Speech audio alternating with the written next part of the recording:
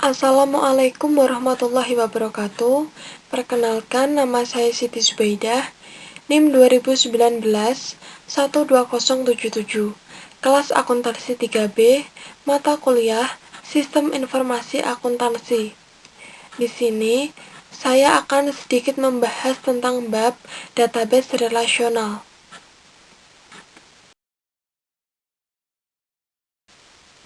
Database merupakan seperangkat koordinasi beberapa file data terpusat yang saling berhubungan yang disimpan dengan sedikit mungkin kelebihan data.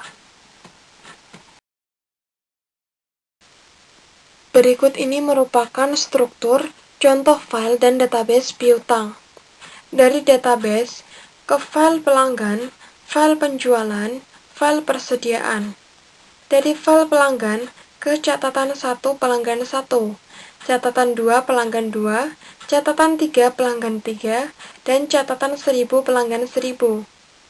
Dari catatan pelanggan ke file 1 nomor pelanggan, file 2 nama pelanggan, file 3 alamat jalan, file 4 kota, file 5 negara bagian, dan file 6 kode pos. Perbedaan pendekatan file versus pendekatan database. Pendekatan file. File induk 1, fakta A, B, C, D berhubungan dengan program penjualan. File induk 2, fakta A, C, E, F berhubungan dengan program pengiriman. File induk 3, fakta A, D, E, G berhubungan dengan program penagihan. Sedangkan pendekatan database, fakta A, B, C, D, E, F, G berhubungan dengan sistem manajemen database. Sistem manajemen database berhubungan langsung dengan program penjualan, program pengiriman, dan program penagihan.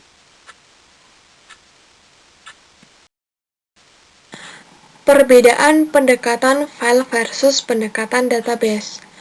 Pada pendekatan database, data adalah sumber daya organisasi yang digunakan oleh dan dikelola untuk keseluruhan organisasi, bukan hanya mengelola departemen. Sistem manajemen database. Sistem manajemen database atau Database Management System (DBMS) adalah suatu program yang mengelola dan mengendalikan data serta menghubungkan data dan program-program aplikasi yang menggunakan data yang disimpan dalam database. Sistem database. Sistem database berupa database management system, dan program-program aplikasi yang mengakses data melalui DBMS. Administrator database merupakan seseorang yang bertanggung jawab untuk mengkoordinasikan, mengendalikan, dan mengelola database. Sistem database. Sistem database memiliki dua tampilan, yaitu tampilan logis dan tampilan fisik. Tampilan logis adalah bagaimana seseorang secara konseptual mengelola dan memahami hubungan antar item data. Sedangkan tampilan fisik mengacu pada bagaimana data secara fisik diatur dan disimpan dalam sistem komputer. Menggunakan gudang data untuk bisnis intelijen. Gudang data adalah database yang sangat besar, berisi data mendetail, dan diringkas selama beberapa tahun yang digunakan untuk analisis bukan pemrosesan transaksi. Bisnis intelijen menganalisis data dalam jumlah yang besar untuk pembuatan keputusan strategi. Ada dua teknik utama yang digunakan dalam database intelijen, yaitu pemrosesan analytical online atau OLAP dan penggalian data. Pemrosesan analytical online menggunakan beberapa query untuk menyelidiki hipotesis hubungan di antara data, sedangkan penggalian data menggunakan analisis statistik yang canggih untuk menemukan hubungan yang tidak dihipotesiskan dalam data. Keunggulan sistem database. Ada integrasi data, pembagian data, meminimalkan kelebihan dan inkonsistensi data, independensi data, dan analisis lintas fungsional. Perbedaan pendekatan file versus pendekatan database. Pendekatan file. File induk 1, fakta A, B, C, D berhubungan dengan program penjualan. File induk 2, fakta A, C, E, F berhubungan dengan program pengiriman. File induk 3, fakta A, D, E, G berhubungan dengan program penagihan. Sedangkan pendekatan database, fakta A, B, C, D, E, F, G berhubungan dengan sistem manajemen database. Sistem manajemen database berhubungan langsung dengan program penjualan, program pengiriman, dan program penagihan.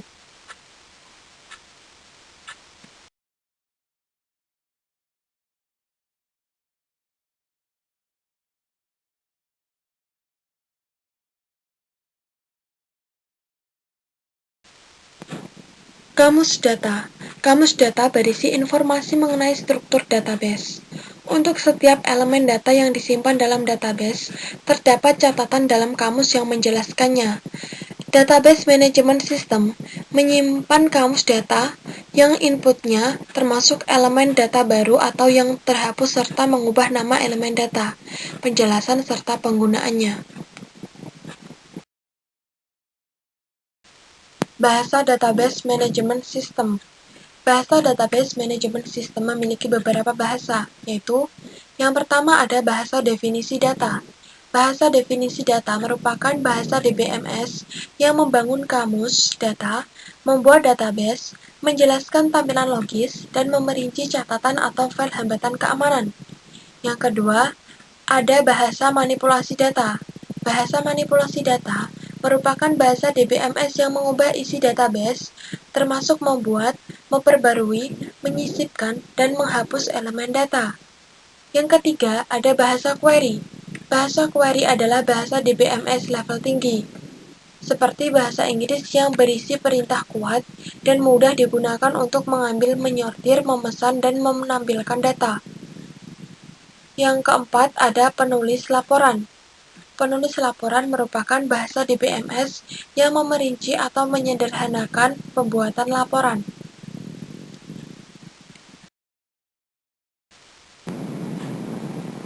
Database relasional. Model data, logis atau representasi abstrak konten-konten database. Model data relasional mempresentasikan skema level konseptual dan eksternal, sebagaimana data disimpan dalam tabel 2 dimensi. Data benar-benar disimpan dalam tabel, tetapi dengan cara yang dijelaskan dalam skema level internal. Setiap baris dalam tabel disebut tuple. Tuple yang berisi data mengenai komponen spesifik dalam tabel database.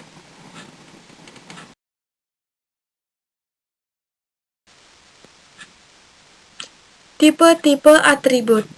Tipe-tipe atribut memiliki dua kunci, yaitu kunci utama dan kunci asing. Kunci utama adalah atribut database atau kombinasi atribut yang secara khusus mengidentifikasikan setiap baris dalam tabel.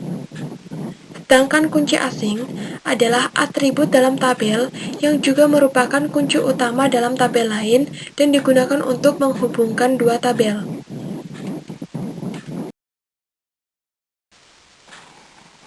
Persyaratan dasar database relasional. Yang pertama, setiap kolom dalam baris harus dinilai tunggal. Maksudnya adalah dalam database relasional hanya ada satu nilai per sel. Yang kedua, kunci utama tidak bisa 0. Maksudnya adalah kunci utama tidak bisa secara khusus mengidentifikasi baris dalam tabel jika nilainya 0 atau kosong. Yang ketiga, kunci asing jika bukan 0 harus memiliki nilai yang sesuai dengan nilai kunci utama pada tabelnya.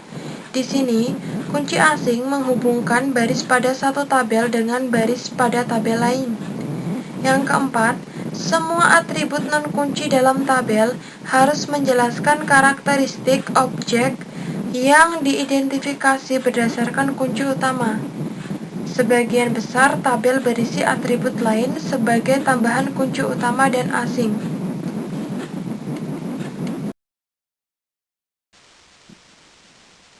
Dua pendekatan untuk desain database. Yang pertama ada pendekatan normalisasi. Pendekatan ini mengikuti aturan-aturan pembuatan database untuk mendesain database relasional yang bebas dari anomali, penghapusan, sisipan, dan pembaruan. Yang kedua, ada pemodelan data semantik. Pendekatan ini merupakan desain alternatif yang menggunakan pengetahuan atas proses bisnis dan kebutuhan informasi untuk membuat sebuah diagram yang menunjukkan apa saja yang dimasukkan ke dalam normalisasi database penuh.